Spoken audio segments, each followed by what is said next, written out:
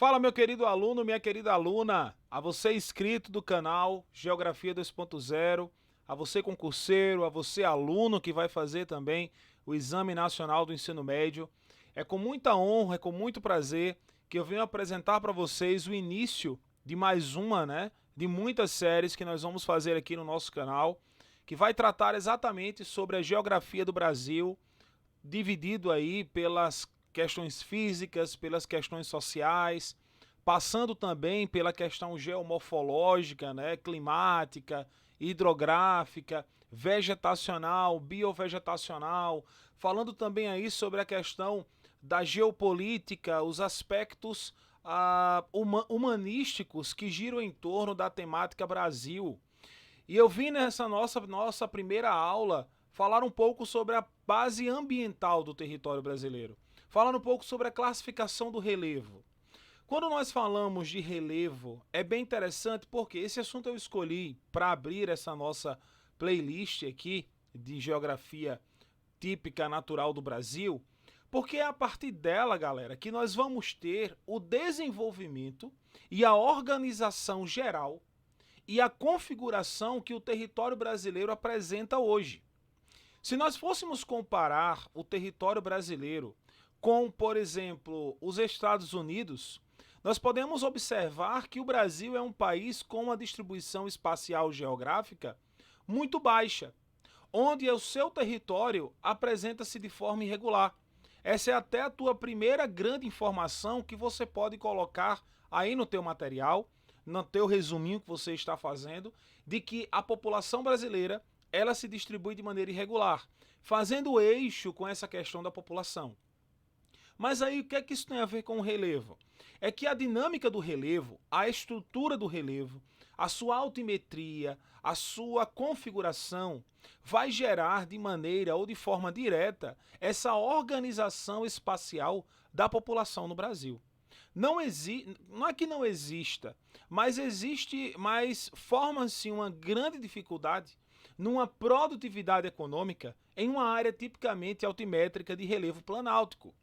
Ou seja, nós temos que ter aí uma grande categoria tecnológica para que qualquer tipo de plantio agrícola ou de configuração agrícola venha se desenvolver naquela área que venha apresentar uma altimetria acima de 400 metros com ondulações acidentadas. Por exemplo, o sistema de terraceamento, que é um tipo de tecnologia agrícola, é bastante empregada em países que apresentam um terreno tipicamente irregular, como é o caso da China, como é o caso aí de partes do Japão, mas no Japão vai predominar o sistema hidropônico.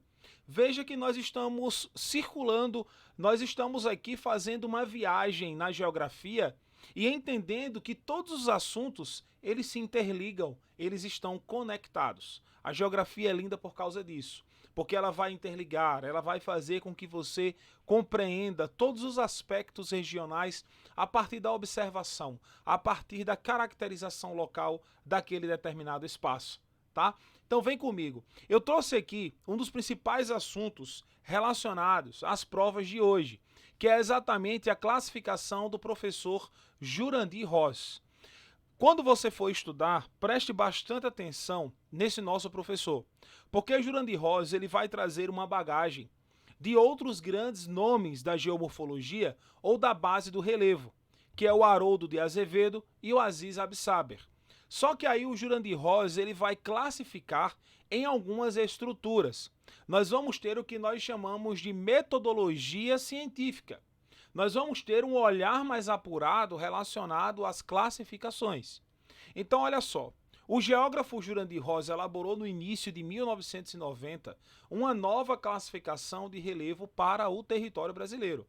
Utilizando-se de imagem de radar do projeto Radam Brasil, Ross traz na sua proposta de classificação um detalhamento das feições do relevo brasileiro, dividindo o Brasil em 28 unidades.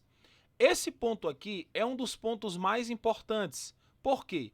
Muitas provas, seja ela de concurso público, seja ela do Exame Nacional de Ensino Médio ou do vestibular que você venha estar fazendo, perguntam, não, vai depender muito da prova, Mas existem algumas avaliações que você possa fazer em que esse quantitativo ele venha a ser questionado. 11 tipos de planalto, 6 tipos de planície e 11 tipos de depressão. Lembrando, galera, que o território brasileiro não apresenta uma alta classificação de montanhas. O que seriam essas montanhas? Montanhas são elevações altimétricas configuradas a partir de uma nomenclatura em que a sua altitude ela terá de apresentar uma proposta de acima de 4.000 metros. O território brasileiro é um território mediano, é uma classificação abaixo de 4.000 metros. Nós temos o Pico da Neblina com 2.993,4, alguns colocam 0,3 metros.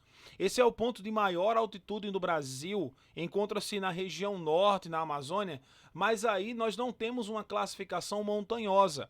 As montanhas que não fazem parte do território brasileiro, simplesmente pelo Brasil apresentar dois grandes fatores. O primeiro deles é que está inserido em cima de uma placa tectônica, que é a placa sul-americana. O segundo é que nós não temos um encontro de placas tectônicas. Esse encontro de placas proporciona o que nós conhecemos como relevo, como terremoto, como abalos sísmicos, como vulcanismo.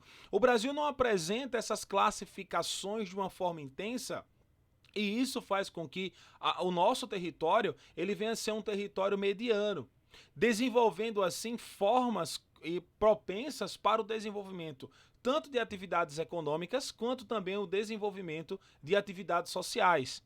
E aí, essas áreas mais baixas de planície, principalmente do litoral brasileiro, fazem com que nós venhamos ter aí um grande acúmulo no litoral.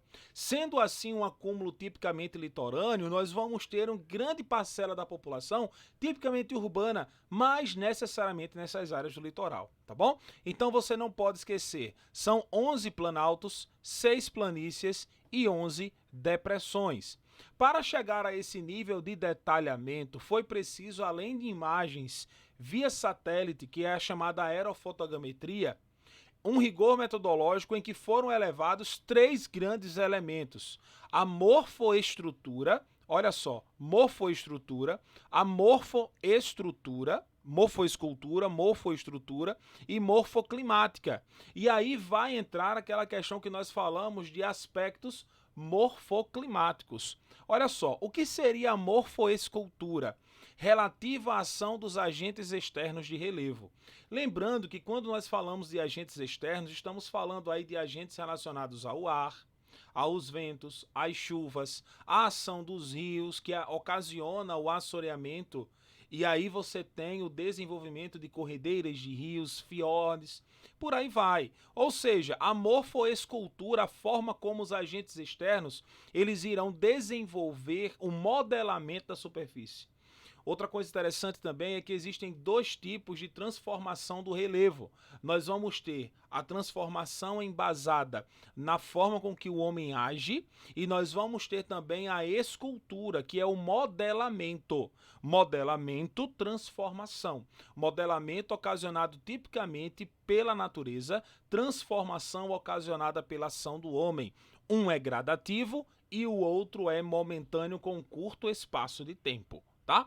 E a morfoestrutura referente à estrutura geológica em que o relevo está assentado. Que províncias são essas? As províncias geológicas, como bacias sedimentares, escudos cristalinos, são várias configurações onde o relevo ele vai se apresentar. Nós temos aí as bacias sedimentares, em que essas bacias sedimentares são formações planas ou tipicamente depressivas, que acumulam grande porcentagem de sedimento, tá bom? E aí já os escudos cristalinos são áreas planálticas, tá? As cordilheiras recentes são áreas montanhosas, ausentes no território brasileiro, e os aspectos morfoclimáticos, que levam em conta a ação do clima sobre a rocha e os seus respectivos resultados, que quando nós falamos nessa questão aqui de resultados, estamos tratando tipicamente do chamado intemperismo. Tá? Intemperismo. E esse intemperismo, ele vai ser dividido em 3 classificações. Nós vamos ter o intemperismo químico, o intemperismo físico e o intemperismo biológico. Outro elemento metodológico é a estruturação das formas de relevo nos chamados táxons. Nós temos o primeiro, que é relativo à unidade de relevo, com planalto, planície ou depressões. O táxon 2, que são aqui a província geológica, válido somente para planaltos, e o táxon 3, relativo à sua localidade. Aí nós vamos ter a presença de configurações relativas às áreas de planaltos. Só para a gente voltar aqui, que eu fui muito intenso, eu quero que você observe as áreas de classificação do professor Haroldo de Azevedo, que serviu como base para Jurandir Ross desenvolver toda a sua classificação e nomenclatura. Nós vamos ter o Planalto das Guianas, a Planície Amazônica, o Planalto Central, a Planície do Pantanal, o Planalto Meridional, a Planície do Pampa, o Planalto Atlântico, aqui nós vamos ter a Borborema e a Chapada da Diamantina, e a Planície Costeira. E aí eu quero que você observe aqui bem direitinho a classificação do professor Jurandir Ross. Ah, professor, Jurandir Ross só fez complicar a vida da gente aí, colocando uma classificação com muitas unidades. Mas isso aqui é fácil de você compreender. Por quê? Porque você vai ter aí 11, 11, 6. Mas observe aqui, ó, 6 unidades de planície, 11 unidades de depressão e 11 unidades de planaltos. É só você entender quais são aquelas que são mais pedidas em prova. No Nordeste, nós vamos ter duas grandes classificações aqui, ó. Nós vamos ter os planaltos e chapadas do Parnaíba, e nós vamos ter também aqui o 10, ó, o Planalto da Borborema. Esse número 7 aqui, ó, nós vamos ter o Planalto das Serras do Atlântico Leste. É aqui que nós vamos ter a Chapada Diamantina, que vai pegar até o território do centro da Bahia. Nós vamos ter essa área aqui, ó, que é o quinto lá em cima, que é o Planalto Residual Norte Amazônico. Essa área aqui, ela vai ser conhecida tipicamente como área formada pela Calha Norte, que é uma das principais áreas de extratividade do território brasileiro, relacionado à extração mineral. Nós vamos ter também essa área aqui, ó, que é o Planalto e Chapada do Rio, Planaltos e Chapadas da Bacia do Paraná. Nós vamos ter as depressões, aqui o 21, ó, Planície Periférica da Bacia do Rio Paraná, por onde passam as bases hidrográficas. Toda essa areazinha aqui, ó, que nós estamos vendo, aqui, ó, que é exatamente o 19, é a bacia ou depressão sertaneja do São Francisco. E veja que ela vai desaguar exatamente aqui, ó, entre os estados do Alagoas e Sergipe, passando também aqui pela planície do Amazonas. Olha só, planície do Rio Amazonas. Observe que nós vamos ter sempre uma área assim, ó. Vou pegar aqui o preto para nós classificarmos de maneira geral aqui. Nós vamos ter aqui uma área depressiva, uma área de planície e uma área de planalto, e aí volta para essa configuração. Ou seja, nós vamos ter aqui uma depressão, nós vamos ter uma planície e nós vamos ter aqui um planalto. Então observe que nós temos uma cadência formativa, vai desde as áreas mais baixas até as áreas mais altas. Essa é a chamada morfoescultura, e a morfoescultura que vai ser formado a partir das caracterizações externas, e a morfoestrutura vai ser formada a partir da configuração, seja de planalto, seja de planície, seja de depressões. Aqui eu coloquei um pouco maior, né? Eu estava pegando esse pequenininho aqui, podendo observar esse maiorzinho aqui do lado, né? Então, olha só, se eu fosse classificar aqui, professor, me diga uma coisa, dentro do relevo do Brasil, qual o principal aí, qual que eu devo me preocupar mais? Galera, eu posso dizer a você que você vai se preocupar aqui com o Planalto da Borborema, cai muito em prova, tá? Você vai se preocupar também aqui, ó, com o leste e sudeste. Você tem que se preocupar também com a bacia do São Francisco, a bacia do Paraná, tá? Você tem que se preocupar aqui também, 28, cadê? A planícies e tabuleiros litorâneos, tá bom? O Rio Araguaia, o Rio Amazonas, Mato Grossense, tá bom? Depressão do Araguaia. Bom, são muitos, mas esse daqui são os principais que você deve prestar bastante atenção na hora da tua prova. Lembre-se que o território brasileiro é um território bastante desgastado e que esse desgaste ele veio se acumulando no decorrer do tempo devido à atuação e o desgaste que o homem tem relacionado ao próprio meio, tá? Aqui eu coloquei algumas informações básicas para que nós viéssemos a entender um pouco mais sobre esse assunto. As áreas de relevo em que a erosão é maior do que a deposição podem estar o que nós chamamos das diferenças entre províncias geológicas. Nós vamos ter os planaltos formados a partir de uma estrutura e os planaltos formados a partir de uma configuração periférica, tá bom? E aí nós vamos desenvolvendo aqui a base da planície. As planícies elas podem ser constituídas a partir das planícies costeiras ou as planícies continentais.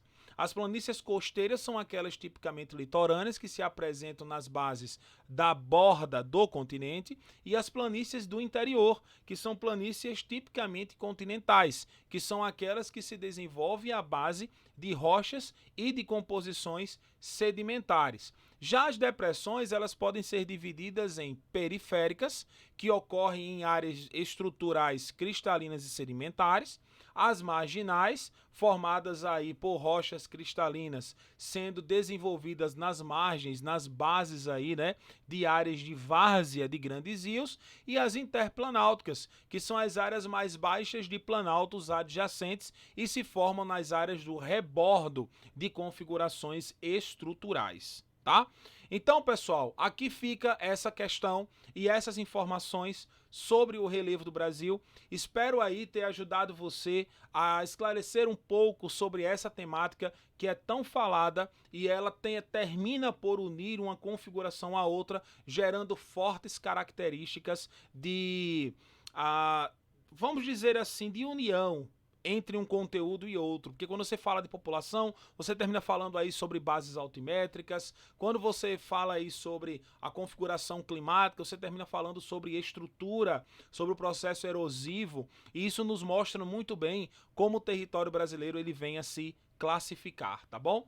Pessoal, eu quero mandar um grande abraço aqui para os meus alunos, né, meus alunos do presencial, que Deus abençoe vocês grandemente. E olha só, estamos aí com um novo projeto, o projeto de podcast. Eu vou disponibilizar também o podcast sobre relevo do Brasil, para que você venha estar escutando formas aí para que você venha estar também estudando através dos áudios, né, através dessas transmissões. Vamos utilizar todos os mecanismos para que você venha estudar e ter o melhor do conteúdo de geografia do YouTube. Eu tenho certeza que vai dar certo. Muito obrigado pela confiança. Que Deus abençoe a todos vocês. E galera, ó, vem comigo que vai dar certo.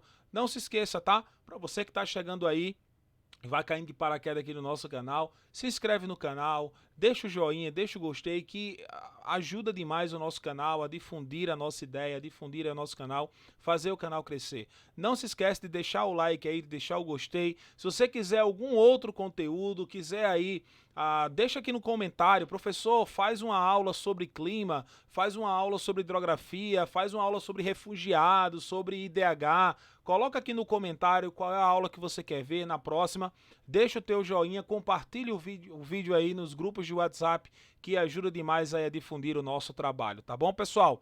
Muito obrigado a todos, que Deus abençoe, estaremos juntos aí na nossa próxima aula, até a próxima, galera. Valeu!